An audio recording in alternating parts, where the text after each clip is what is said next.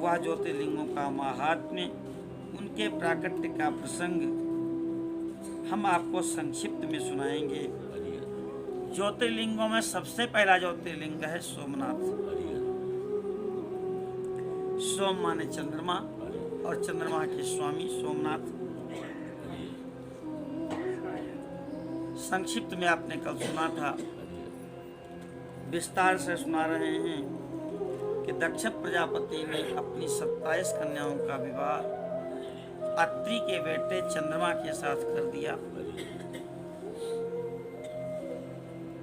चंद्रमा भी उन 27 पत्नियों के साथ सुशोभित हैं, लेकिन उनमें जो रोहिणी नाम की पत्नी है, केवल उन्हीं को प्रेम करते हैं और लोगों को प्रेम नहीं करते। सबकी सब 26 कन्याएं अपने पिता दक्ष के पास गईं और दक्ष से निवेदन किया। पिता अपनी बेटियों को दुख को सुनकर दुखी हुए, चंद्रमा के पास आए हैं और कहे, हे कलानिधे, तुम अत्रि के प्यारे बेटे हो, हमारे भी दामाद हो। जितनी भी स्त्रियां हैं तुम्हारे आश्रय में हैं, सबके पर तुम्हारा समान भाव होना चाहिए, न्यूनाधिक भाव नहीं होना चाहिए।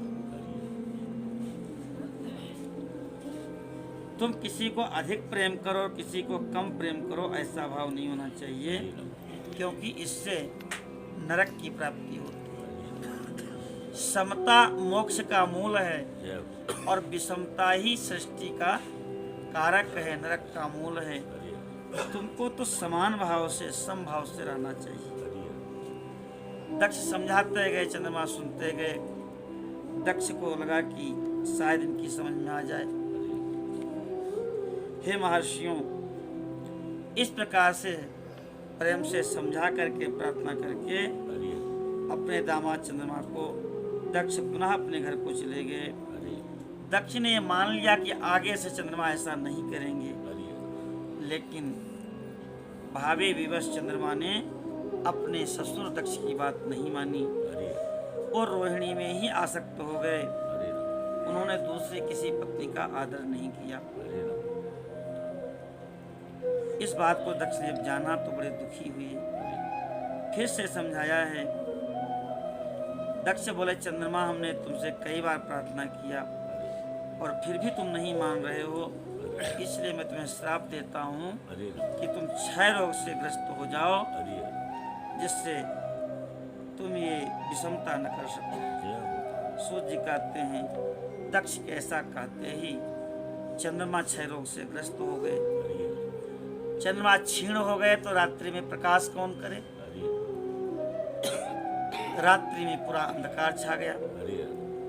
थोड़ा कम ही सही, लेकिन प्रतिपदा के अलावा थोड़ा बहुत प्रकाश चंद्रमा देते ही है। प्रतिपदा और अमावस्या को कम रहता है प्रकाश। सबके सब हाय हाय करने लगे।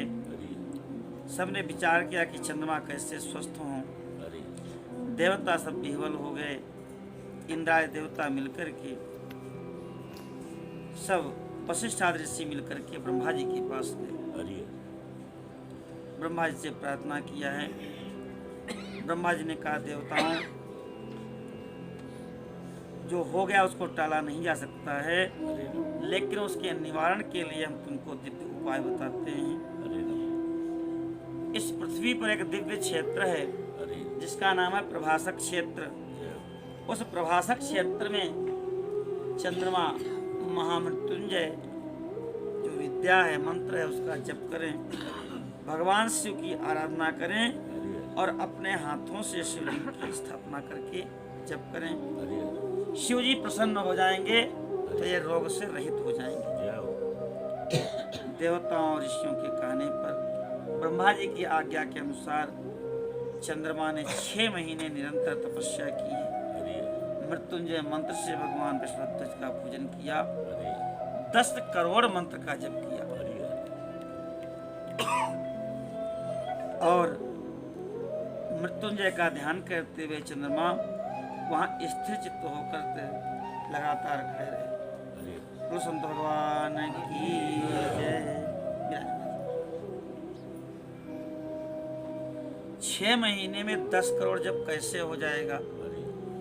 क्योंकि कथा श्रोता तो बहुत बुद्धिमान भी होते हैं, है ना। जब इंद्रियां शांत होती हैं और मन अंतःकरण सहित एक जगह एकाग्र हो जाता है, तो संतों का अनुभव है कि रोम रोम से जप होने लगता है। आप जग रहे हैं तब भी जप कर रहे हैं, आप सो रहे हैं तो भी जप कर रहे हैं। गुरु जी कहते थे हमारे कि 12 साल तक मंत्र को साधक जपता है और फिर मंत्र साधक को जपता है। वह चाहे भी हम किसी दूसरे मंत्र का जप कर लें तो भी वह नहीं कर सकता। वह मंत्र साधक को पकड़ लेता है। चंद्रमा तो स्वयं भगवान है। चंद्रमा अस्माकं ब्राह्मणानाम राजा, हम ब्राह्मणों के स्वामी हैं। चंद्रमा औषधियों के स्वामी हैं। चंद्रमा मन के स्वामी हैं। और सबके स्वामी बनने के लिए इसी बद्रिकाश्रम में चंद्रकुंड पर शिव जी ने, चंद्रमा ने तप किया है। तब नारायण की कृपा से उनको ब्राह्मणों का आधिपत्यत्व, औषधियों का स्वामित्व प्राप्त हो। तो जो स्वयं मन के स्वामी हों, उनका मन कितना एकाग्र होगा। 10 करोड़ जब 6 महीने में करना असंभव नहीं है उनके लिए। जब किया है, जब से भगवान शिव प्रसन्न हुए और प्रकट हो गए चंद्रमा जी के सामने। शिव जी ने कहा, चंद्रमा तुम्हारा कल्याण हो, तुम्हें जो अभीष्ट हो, जो चाहिए वर मांगो। मैं प्रसन्न हूँ, मैं वरदराज हूँ, मैं वर देने में समर्थ हूँ। चंद्रमा बोले, देवेश्वर यदि आप प्रसन्न हैं तो मुझे क्या नहीं मिल गया। मेरे सारे असाध्य कर्म पूर्ण हो गए प्रभु, फिर भी मेरा शरीर असमर्थ है। हम 6 रोग से ग्रस्त हैं। मुझे जो अपराध बना उसे क्षमा कीजिए और हमें स्वास्थ्य प्रदान कीजिए। शिव जी ने कहा, चंद्रमा प्रतिदिन तुम्हारी एक कला क्षीण होगी कृष्ण पक्ष में, और शुक्ल पक्ष में एक कला बढ़ेगी। इस प्रकार से तुम इस क्षय रोग से मुक्त हो जाओगे। दक्ष भी प्रजापति हैं, उनकी भी कुछ मर्यादा बनी रही और स्वस्थ भी हो गए। चंद्रमा के भक्ति भाव को देख करके शिव जी प्रसन्न हुए। चंद्रमा ने दिव्य स्तुति किया है भगवान की। कहे, प्रभु आप निराकार हैं, आप निर्गुण हैं, अवांग मनस गोचर हैं, वाणी मन के द्वारा आपको जाना नहीं जा सकता।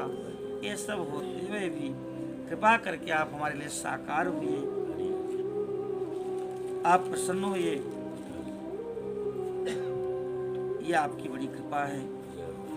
देवताओं पर प्रसन्न होकर के उस क्षेत्र को, महात्म को बढ़ाने के लिए और अपने भक्त चंद्रमा के यश को विस्तार करने के लिए भगवान शिव वहीं पर स्थित हो गए।